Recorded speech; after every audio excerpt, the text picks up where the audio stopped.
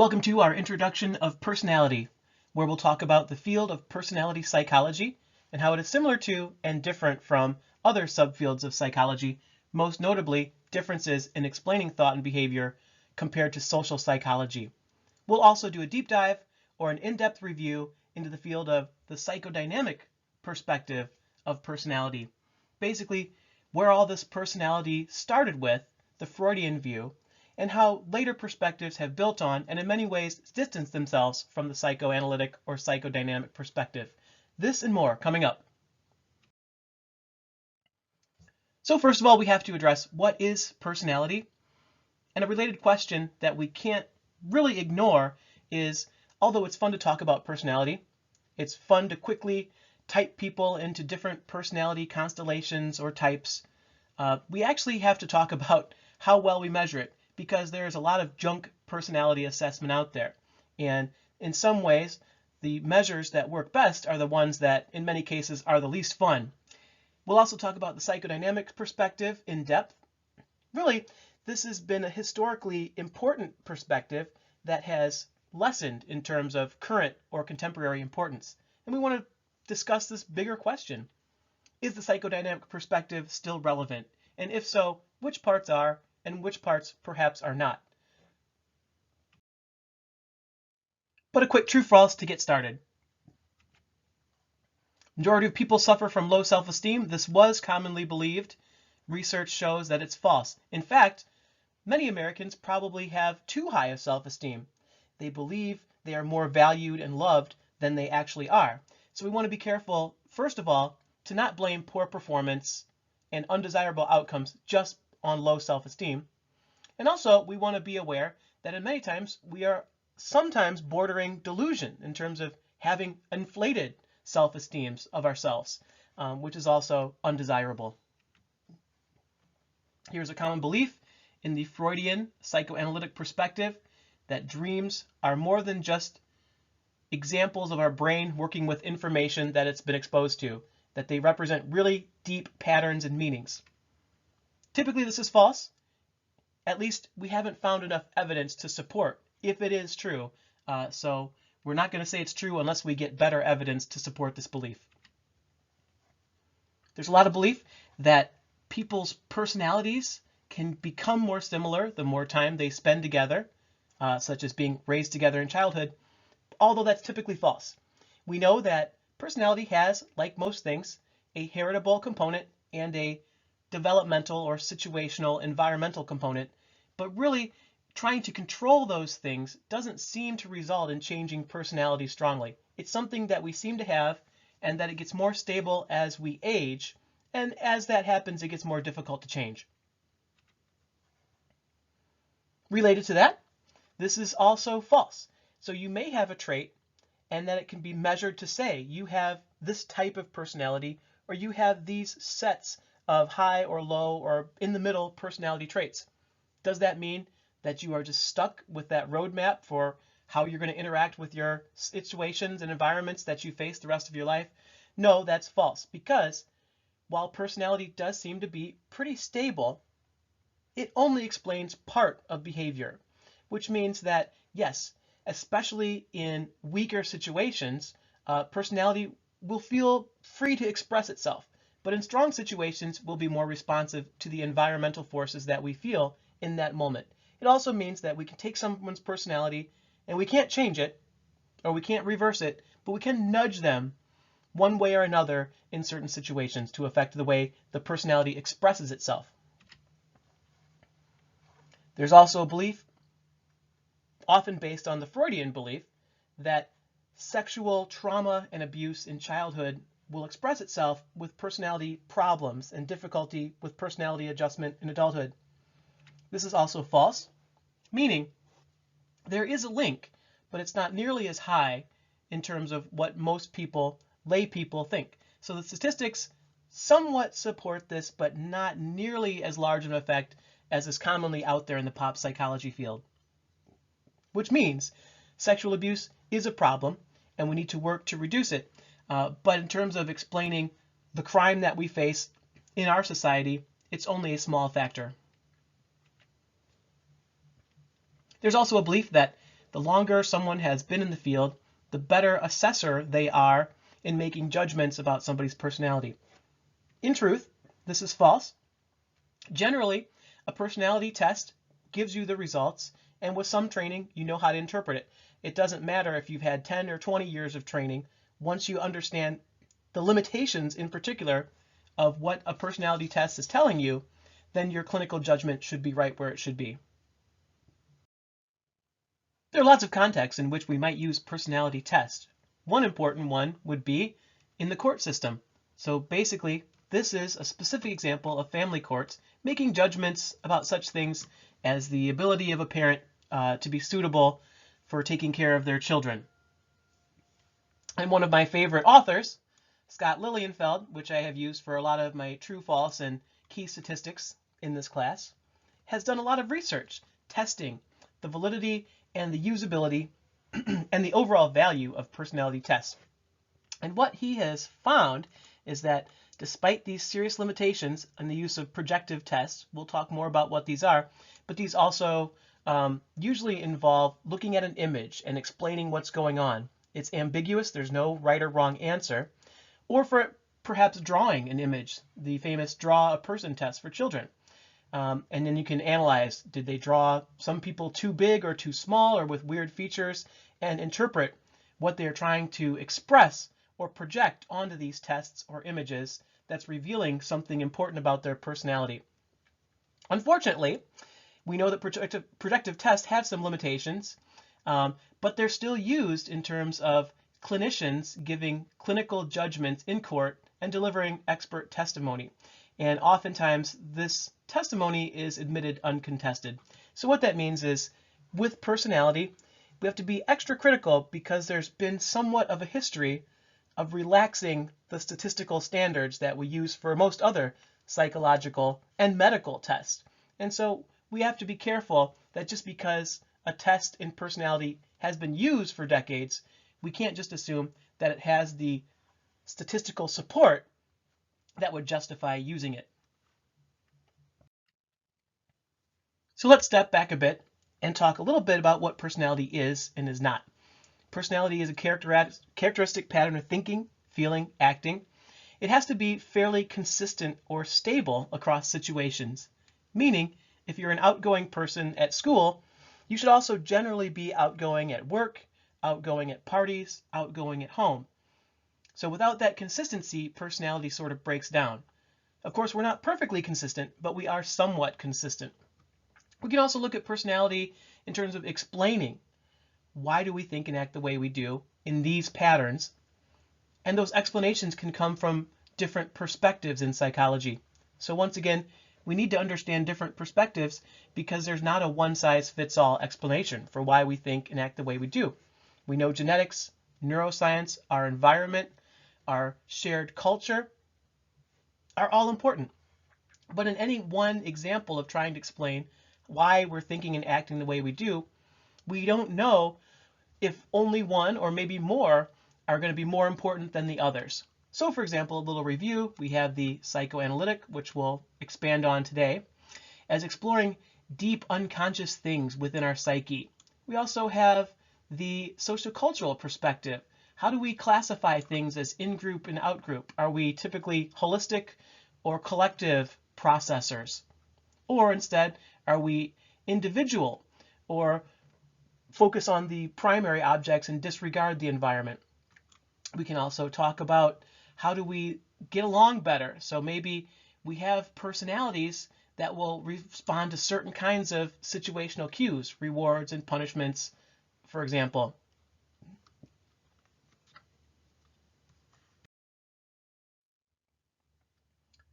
Just wanted to introduce this as well. Walter Mischel is, whether you are aware of it or not, perhaps not, he's one of the most famous psychologists out there now. He's made a number of sort of pop cultural TV appearances. I base personally a lot of my dissertation on some personality aspects of his theories. And this is one of the biggest takedowns that Scott Lilienfeld has done, because here's a quote from Walter Mischel's 1981 book, basically saying that if you take twins with identical genetic endowment and raise them apart, their personalities would develop drastically different. Makes sense to think about that. Take two people with similar genes, separate them, and raise them in different environments, and you'd see differences in personality. Unfortunately, it's not really supported by the evidence, and so here we have the takedown. Being raised in entirely different families exerted little or no impact on personality similarity. So even though they did not have a very similar environment, their personalities were very similar. And Walter Mischel was wrong, and it seems like Scott Lilienfeld took extra delight in further explaining that Walter Mischel had to remove this paragraph from subsequent copies of his textbook. Now that we have a background for what personality is, let's dig deep into the psychoanalytic perspective. And here we see the chief figure with that perspective, at least in getting it off the ground, was Sigmund Freud. And he proposed that things that happen in childhood that can involve sexuality, that can involve violence or anxiety or aggression, they help in shaping our personality through childhood and then come out in unexpected and often, from our own perspectives, unexplainable ways as adults. The only way to explain them, unfortunately, is to get the expert advice and counsel of a trained psychoanalyst, such as Freud. So we have the technique that Freud developed called psychoanalysis. And as you can see, it involves a common dynamic between the patient and the client. This is not a normal conversation where both people are looking at each other and meeting on a level of equals.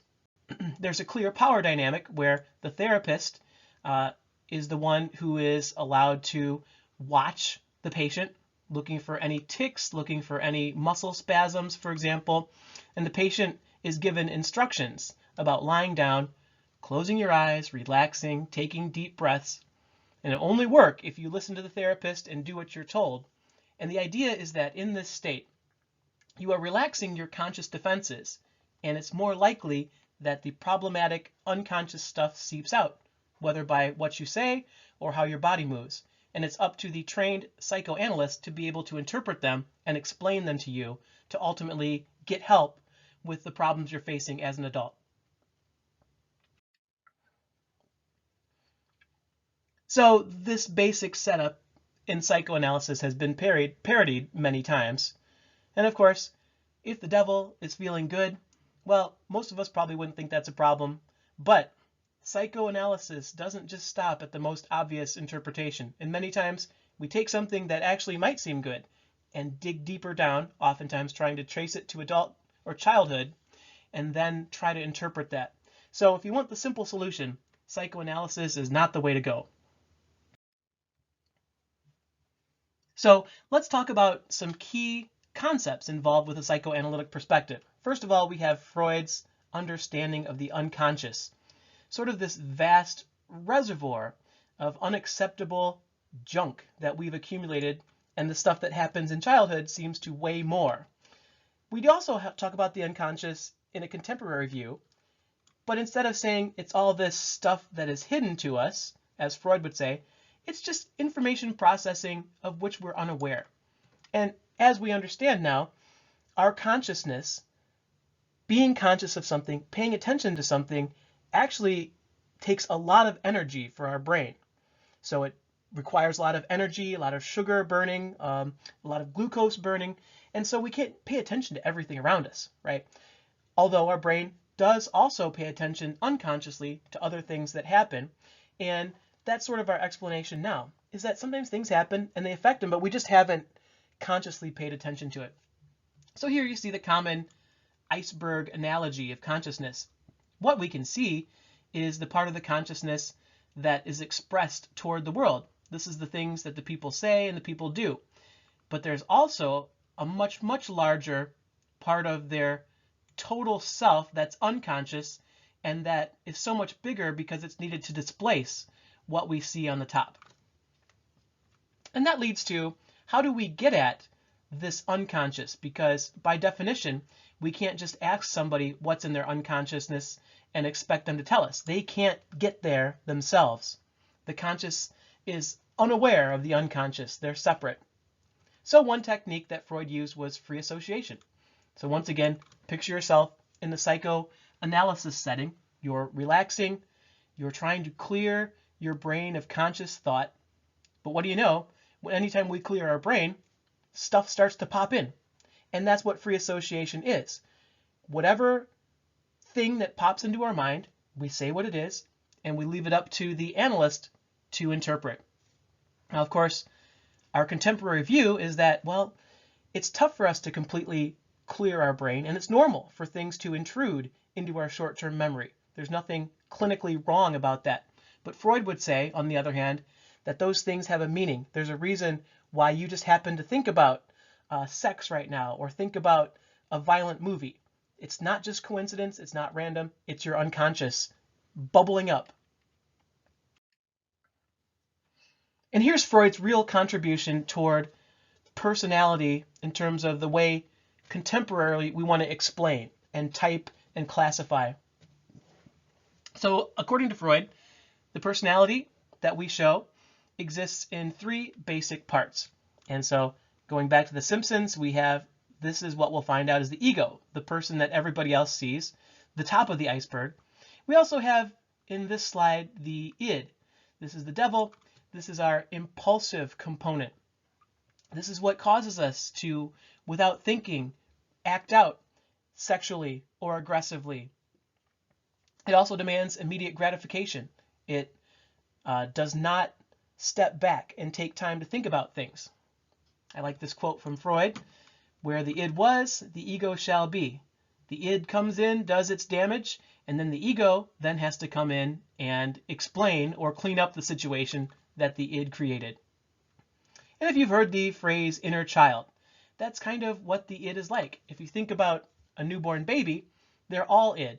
They have basic needs for food, for comfort, for attention, and all they can do is try and cry and get attention to get those basic needs met. Of course, as we age, we need something to balance out the impulsive id. And that is what we call the superego, the angel, if you will. This presents our internalized values and ideals. What kind of person do we really think we are? And what kind of person do we want other people to see? As we mentioned before, the id is present right from birth. The superego, unfortunately, has to develop and fill out while a child moves through the childhood stages. How does the superego form? How does it decide what is my internal values for a good person? This could be different based on different people's upbringing. So for example, not everybody's value is to be a Mother Teresa, sacrifice your life to help the sick and the poor, or Bill Gates, to make a lot of money but then to give most of it away to eradicate malaria and other diseases. Or of course, Gandhi, to sacrifice yourself for the greater good, for human rights, for example. Most people would have a superego similar to that. But if you're in an environment where the values your parents give to you are money is good, greed is good, power is good, then your superego could work, for example, to value that. So you respect people who show power, and that's what your inner goal is trying to achieve. And that process, as Freud said, would come from the parents. So your parents have a strong influence on what kind of superego you value, and that process is called identification. So usually during puberty or adolescence, that's when the identification process starts. You start to think, I like what my parents represent, and I want to be that as well. And then finally, we have the visible part. So the id and the superego are underneath the water in the iceberg, and the ego is on the top. This is the executive part. It's based on the reality principle. We can't always be the angel and do the greater good, but we can't always give in to our basic impulses either, as the id would have us do. So the ego has to sort of balance between them. And you can see it's a common literary device to balance these three perspectives. So of course, if you're a fan of Star Trek and you know some of these characters, Captain Kirk would be the ego. He's in charge. He has to make the ultimate decision. He's listening to Bones, who is the id, very impulsive, emotional. And then, of course, there is Spock, who is very rational and super ego-driven. asking questions such as, is this who you really represent? Is this what you really want to have happen? And of course, we can see this playing out in real life as well.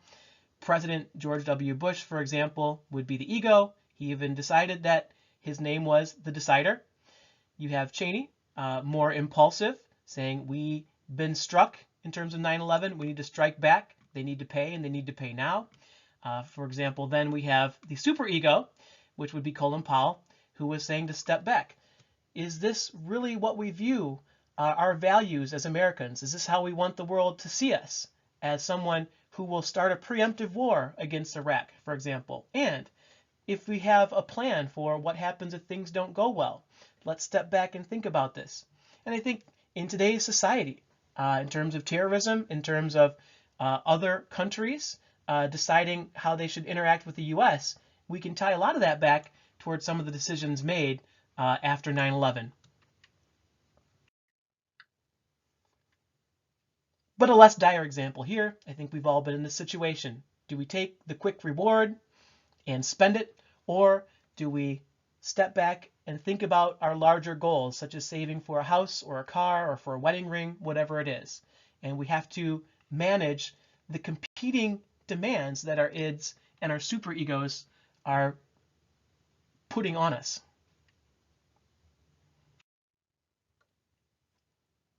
Now, if we try to link some of Freud's beliefs to contemporary views and other concepts that we've covered, a lot of our implicit memory, a lot of our emotions, classical and operant conditioning, these things would essentially be somewhat unconscious. So, for example, we learned classical conditioning associations to be sick at the thought of a certain food. We never tried to learn it, and whenever we're presented with that food, that association of sickness comes back. It all happens automatically. It's not conscious.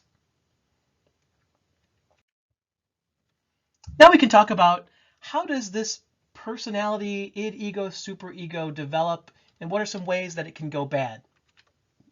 So Freud came up with what's called psychosexual stages. The psyche has to develop, and it's clearly tied, in Freud's view, to sexual aspects of development. First, we have what's known as the Oedipus complex, based on the Greco-Roman character that ends up being sexually attracted to and marrying his mother, although he doesn't actually know that she was his mother. But he had those feelings, and Freud says he has those feelings because that is a normal thing for a boy to feel toward his birth mother. The Oedipus complex was much more spelled out in Freud's writings, but he came up with a competing but similar view that girls will grow through. So he much emphasized male development, but he didn't totally ignore female development. So the Electra complex is the same as the Oedipus, except girls will have sexual attraction toward their biological father. And since you can't be with your father or mother sexually, socially unacceptable, your internalized superego won't allow it, it causes feelings of jealousy and anger and anxiety. And of course, it's not fully conscious. This conflict is happening in our unconscious and just bubbles up, and it causes us to feel weird or angry. And so given that we have all, in terms of our childhood, this unacceptable desire to be with our opposite sex parent, and we can't, Freud would come up with some interesting ways that we deal with this problem. And in typical Freudian sense, it is not the most simple way. Most of these ways that we deal with the Oedipus and Electra complex are pretty complex, according to Freud. And so you might think it's ridiculous, but why do we have the whole MILF meme in terms of weird sexual attraction for men to mothers? Or, for example, if we want to tie it to the Electra complex, some weird daddy issues, and oftentimes you can look at, for example, a daughter who gets married and see how similar her husband is to her father. And if they're very similar, that would give some indirect evidence that this is one way to deal with the Electra complex. If you can't marry your dad, well, marry someone who's close enough. And of course, you're not consciously aware of it. You just love this person and think they're right for you. But Freud would see it much differently. We also have the basic stages or timing of development. These you don't really have to know a lot for exam purposes, but have a general idea. So for example, oral stage, basically even as babies, we have sexual unconscious stuff that needs to get expressed. So according to Freud, what that represents is sexual pleasure is somehow released through the mouth. And so that explains why babies pick stuff up and put it in their mouths. Of course, the contemporary explanation is babies are relying more on their other senses than sight compared to adults, and so they just experience the world more tactilely, and one way is to put it in their mouth. We also have then the anal phase, so expressing some feelings of, for example, control. There's not much control that a 2-year-old has over his or her environment, but the one thing they can do, according to Freud, is control when and how they go to the bathroom. And so oftentimes parents will experience difficulty getting their children to go to the bathroom in this stage. And Freud would interpret this as a need for control. And if it's not resolved in childhood, you would have what's called the anal retentive personality type as an adult. This is somebody who needs to control everything. And if they have a bad day at work, they need to go home and completely organize their house, for example. Then we have the phallic stage in the late childhood years. And this is where pleasure zone is the genitals. So for example, boys will constantly be touching their junk. It's not necessarily in a sexual way, but they know it's there and they need to keep touching it and keep being aware of it. And so, for example, maybe our culture's enjoyment of nutshot videos where men get hit in the nuts could be an expression of this phallic stage not completely being dealt with in a healthy way. Then we have, in very late childhood, what's called the latency phase. So there's still this unconscious sexual stuff, but they're aware enough that they can't get it out these other ways, and so it looks like it's latent. So this is where, for example, children might say that the opposite sex has cooties, or their girls are gross, or boys are whatever you want to insert there. And the idea is that this is just kind of bottling up some feelings that what are going to happen are bubbling up here when puberty happens. So when puberty happens, the sexual organs start to work as they do in normal adults, and then they can express their or release their sexual needs in that way. We can also talk about what happens when, as adults, we have to deal with things that didn't go perfectly when we were passing through our psychosexual stages as children. And so what Freud came up with were these defense mechanisms, which are basically the ego's way of dealing with the weird stuff that is pushing it one way or another from our id and our superego. So basically, we reduce our anxiety by acting in patterns of behavior that often seem irrational. And again, this is a Freudian consequence that instead of just dealing with things rationally, seeing things for what we are, because of this setup, this stuff is unconscious, we have to deal with it in the best way that we can that often looks irrational or childish from people on the outside. So the first defense mechanism that we can talk about is repression. And basically, if we have traumatic or, for example, from combat memories or even bad memories of a terrible date, we don't want to deal with those. Our ego has trouble dealing with those, and so what our unconsciousness does is just represses it. The problem is that the evidence for repression actually says it works the opposite, which means that if we have traumatic things that we'd like to forget, instead of burying it deep in our unconscious so that it's almost as if we don't remember it, in fact, it pops into our memory more often, and we may even think of this awkward date, or we may even think of these traumatic things that we saw in combat that intrude in our memory later on that we wish wouldn't happen. So Freud was basically wrong on repression. However, Freud was right about some things, and here's where I think a lot of, whether you agree with the psychosexual stages or the Oedipus or the Electra complex, we can actually see a lot of these defense mechanisms playing out in the way adults behave. So first of all, we have reaction formation, and we have this idea that we have unacceptable impulses. Some people argue that maybe it's homosexuality for some people. It doesn't have to be unacceptable. Or, for example, feeling jealous or feeling angry at somebody who shouldn't be angry with. For example, we have Mark Foley or Elliot Spitzer, or even more recently, the well-named Anthony Weiner, for example, who have taken stances against things like prostitution, or homosexuality, or sexual feelings toward adolescents. And what do you know? It turns out that for many of these representatives, they took these public stances and they actually had behavior that showed the opposite. And so what this means is many times somebody might be a homosexual, and instead of dealing with it rationally, trying to either come out or at least being rational with themselves, they say the opposite and take a very hardline stance against it. Or if somebody is, for example, Elliot Spitzer, inclined to solicit prostitutes, they publicly even take a more severe stance against it. And again, it's a very immature thing to do, but I think we can see it in many of the adults we interact with. Regression is another common defense mechanism, and this is if you're placed in a stressful situation as an adult, you regress to a previous stage in childhood. So this is going back to the anal stage for someone who's anal retentive, obsessed with control.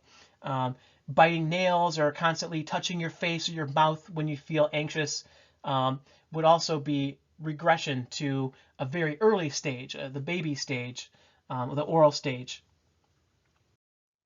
We also have some additional defense mechanisms. One would be this idea of projection. So again, it sounds childish and immature, but you basically have something that you do that doesn't match how you think you should behave, or you believe something that maybe you don't think you should believe, and all you do is project that onto somebody else, and somehow that makes your ego feel a little bit better and avoid having to deal with it. So our best example probably would be Donald Trump. He does projection almost on a daily basis. Somebody accuses him of colluding with Russians, and he just says, no, Hillary colluded with Russians. Someone accuses him of being a liar. No, you're the liar. Someone accuses him of making up or passing on fake news. No, you're the media, you're the fake news. And so I think that's a basic example of projection, and you can see how childish it is. The interesting thing with a lot of these defense mechanisms is it's easy for someone else looking at one person to say, wow, they're acting strangely and irrationally. But when it's the person looking into themselves, introspecting into their own behavior, they oftentimes can't see it. So once again, it's obvious when you see someone else do these, but it's not so obvious when you yourself are doing it. Common example, again, would be rationalization. And this is where oftentimes there's a very simple explanation, but somebody doesn't like that explanation because it damages their superego, for example, or doesn't line up. And so they have to sort of back themselves into a corner with these completely complex and irrational, in many cases, explanations to justify their behavior in a way that makes themselves look in a good light. So, of course, a lot of court and legal settings involve rationalization. I mean, the person committed the murder. It should be pretty straightforward if that's what the evidence says. But you have to come up with a defense, and oftentimes, if there is no obvious simple defense, because otherwise the case would be over, you have to come up with these more complicated rationalization kind of defenses. So one example would be the Twinkie defense. If you've ever seen the movie Milk, a gay politician in San Francisco was murdered, and the defense was, the media gave it this name, and it didn't really exactly represent what the defense was. But the story goes that this defendant committed the murder, but he had been eating such unhealthy food, and that caused him to be in an unsafe state of mind. And without that terrible food, he never would have committed the murder. It sounds like a lot of rationalization to me, and usually these defenses are not terribly effective. And then finally, we could talk about displacement. Maybe one of the biggest defense mechanisms that we can see. Basically, if you experience anxiety and someone causes anxiety or anger, and it's not appropriate for you to take out that feeling or reciprocate on that person, for example, your boss, maybe you will displace that anger into another outlet. So this is taking it out on someone.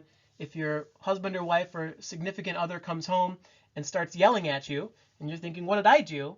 It might be because they had a fight with somebody else or a coworker or a boss, and they're taking it out on you. And so we can see displacement, if we can anticipate it, maybe we can have maybe some environments that are legal and healthy ways for displacement, such as contact sports. It's okay to beat up and kick someone if that's what the sport involves. Oftentimes we see displacement, I would say, in the digital world, right? Somebody's frustrated about things in their life and they go on discussion boards and start calling people idiots and jerks. And that's just a matter of displacing the true cause of their anger. So things like, violent video games don't have to be bad if they are an acceptable outlet for the displacement defense mechanism. So here, if you can imagine, what defense mechanism would this be? Regression to a previous childhood psychosexual stage. So now that we understand Freud's theory, how do we actually measure the unconscious? Because once again, you can't just ask somebody what's in there. You have to sort of give it a situation where the conscious defenses are relaxed, allowing the unconscious stuff to come out. It'll bubble up, and it's up to the analyst to interpret it. So we have these projective tests where you are projecting aspects of your unconscious onto something. So in this case, we have the draw a person test. So for example, if a child draws one of their parents that looks like an alien and dad that looks super bulky and tough and muscular, can we interpret that they're seeing their parents in clinically abnormal ways or meaningful ways to interpret? Again, there's some disagreement in terms of actually trying to put numbers to show how well these things measure. Another example would be the thematic apperception test. For exam purposes, all you have to remember is the acronym TAT.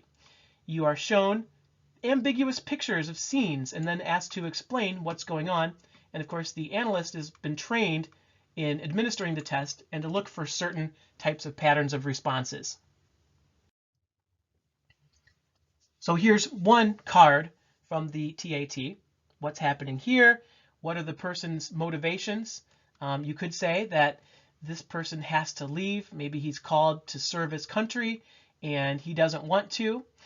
Or you could argue that she wants him to stay and he wants to go out and party that night. And he is leaving a good relationship just because he's looking for something better. Another example, it's again an ambiguous scene, but some common ways that people might interpret this would be, is this person fatally ill, maybe has a chronic illness and his wife is grieving? Or is he passed out drunk or stoned again and she is so distraught at his negative behavior?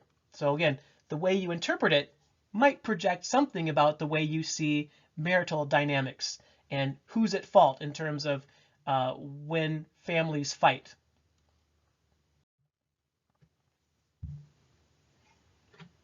Of course, this involves a problem because you can certainly go way too far in interpreting meaning out of things that have no meaning or getting the wrong meaning.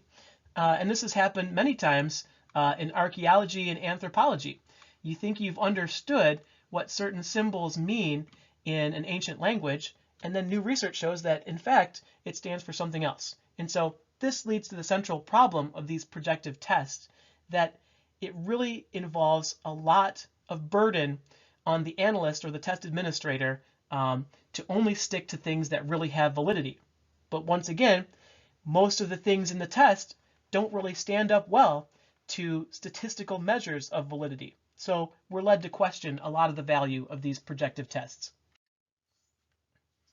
Another related example would be the Rorschach inkblot test. It started with 10 ink blots and has had many variations since. Of course, I think this far side example is pretty extreme, but of course, if somebody is seeing violence in these ink blots, is it clinically important involving abnormalities with their personality? So here is one, not of the actual cards, but very similar to one of the ink blot cards. And what do you see here? Some people might see the face of a bug or a monster. Some people might see two dogs looking away or seahorses. And again, if you're likely to see something menacing in this, is that telling you something about your unconscious need to see the world through an aggressive lens? Maybe, maybe not. Here's another example. Some people might see a moose. Some people might see a rabbit-like looking thing. Others might see a part of the female reproductive system, and that's a common way to see things. So if you're seeing it through a reproductive lens, does that mean that it's telling us something about your unconscious sexual or reproductive desires? Maybe or maybe not. If it is, it's not one of the better tests out there because, once again, the statistics, if they do support any validity, it's not supporting high validity in any case. We've talked mostly about Freud, but his views were very influential, especially considering the time, because he was very influential in the early 1900s, and some researchers, the neo-Freudians, have taken some of his theories and work and writings and expanded them in areas that he was weak.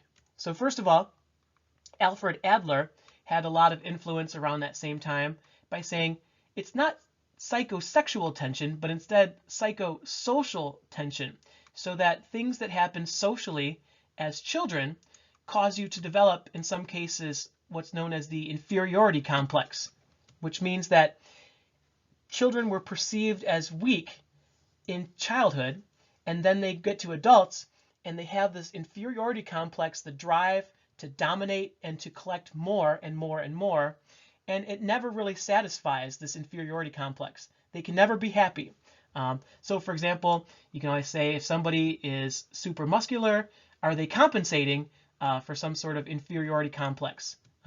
Many of the world's wealthiest people, if it was you or I in that situation, we probably wouldn't be going into work every day. We would enjoy our mansions and the lifestyle of luxury.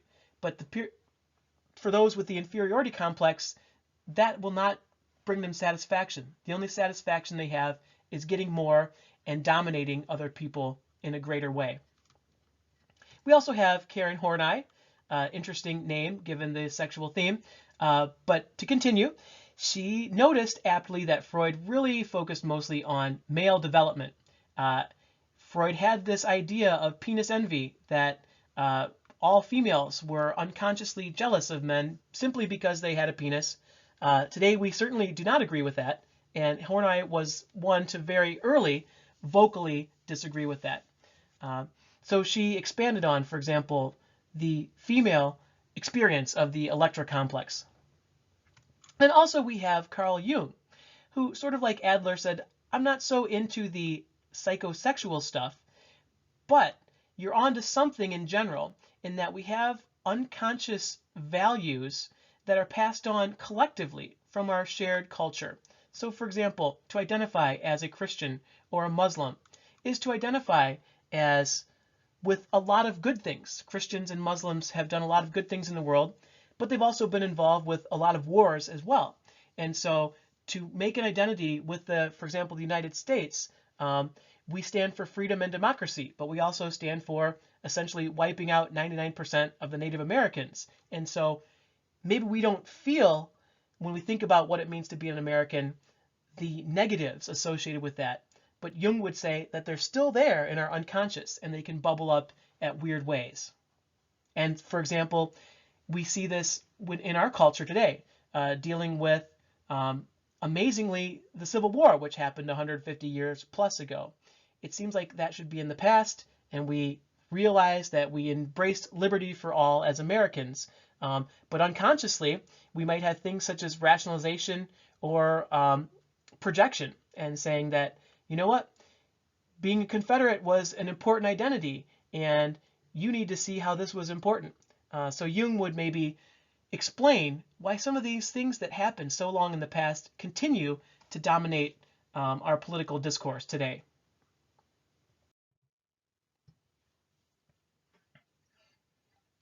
And of course, we can't get through a whole show about the psychodynamic perspective without making a penis joke. And so, of course, this doesn't mean that everybody who drives a huge truck is overcompensating, but that would be one clue that perhaps Freud would interpret in a sexual way, which, of course, today, from a contemporary perspective, we might not necessarily put a whole lot of validity into this line of thinking.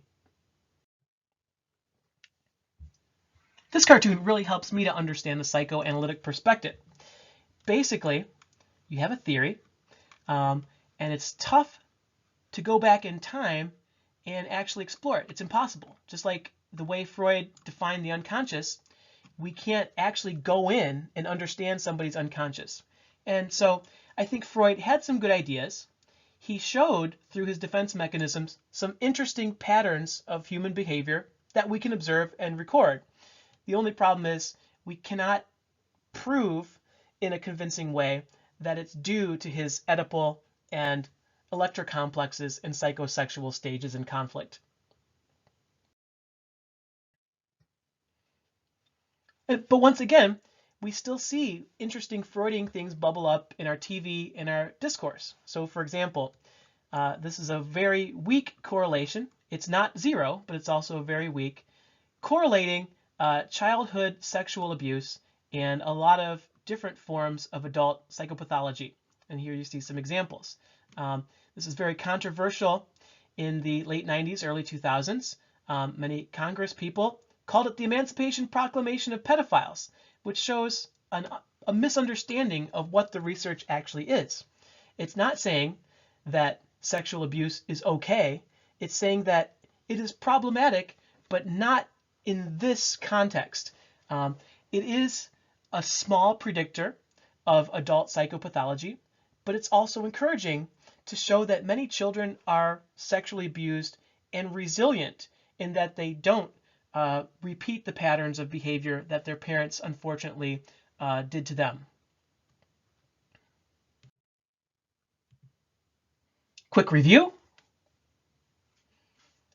So someone doesn't like chemistry, but his dad is a notable chemist, so Boris decides to be a chemist too. And this is what I didn't explain in detail before, how you resolve the Oedipus complex. So once again, the Oedipus complex would say that in this situation, Boris has sexual feelings toward his mother. A lot of it's unconscious. He can't really explain why he doesn't like his dad, but he eventually realizes, his unconscious sort of sifts it out, that he can't be with his mother in a romantic relationship. And so he can't take his father out of his life either. So how do you deal with this? Again, a Freudian, very complex explanation.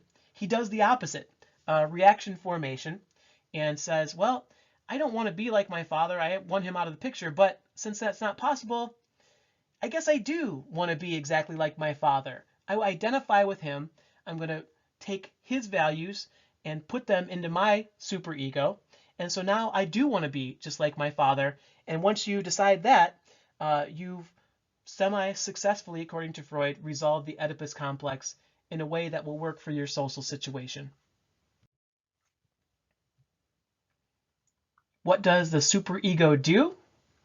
Superego is the one that will generate feelings of guilt if you give in to what the id is telling you to do before. Quick true false as we continue the review. Projective tests have little statistical value, but they could be interesting and useful clinical tools if, for example, somebody is unwilling to talk. It could get a child to start communicating about their drawings in a way that they wouldn't talk and open up if you were just asking them questions. So again, projective tests statistically don't really have much evidence to support that they back up psychodynamic theory, but they may be useful in clinical settings to get a discussion going. Many psychologists reject Freud's views today, not because they're offensive and gross and too sexual, but instead because they just can't be examined through the modern experimental scientific paradigm. This is the true one. Believing one thing and then acting the opposite is what's called reaction formation. There are still a number of psychologists out there who might primarily identify with a psychodynamic perspective. They probably would not consider themselves strict Freudians. Not because Freud was so wrong, but because we've evolved, just like any other theory, to have to support and integrate contemporary research as well. This would not be true. This would be putting your bad qualities on someone else's, projecting them onto someone else. This is interesting. More information is not always preferable when making diagnostic judgments, because similar to the problem with projective tests, it's easy to interpret things that should not be interpreted, that have no meaning. And so just strictly more information is not always better in terms of understanding someone's psyche or personality. So we have this issue of projective tests being kind of weird, and maybe other personality tests being kind of boring. So one important thing to consider is the reactions of people who actually have to take the personality test. And this was part of my dissertation, and I also worked with Michelle Brodkey on this particular aspect of it, comparing the common survey version of a personality assessment to a slightly different way of using the exact same statements, so the same 50 items. And the idea is that we can use the same items that have statistical value, but the format might matter. And in fact, out of all the things in applying for a job that someone might have to do, the applicants typically rate personality assessments near the bottom. They'd rather take intelligence tests, and certainly would rather do interviews and references compared to personality tests. Is it something just about personality tests in general, or are there things we can do to nibble around the edges to improve applicant feelings toward personality? This is your typical Likert measure, meaning that you have each of these statements, and there's 50 total, so 5 pages where you have to bubble in how much does each one apply specifically to you. And this is what's called a Q-sort.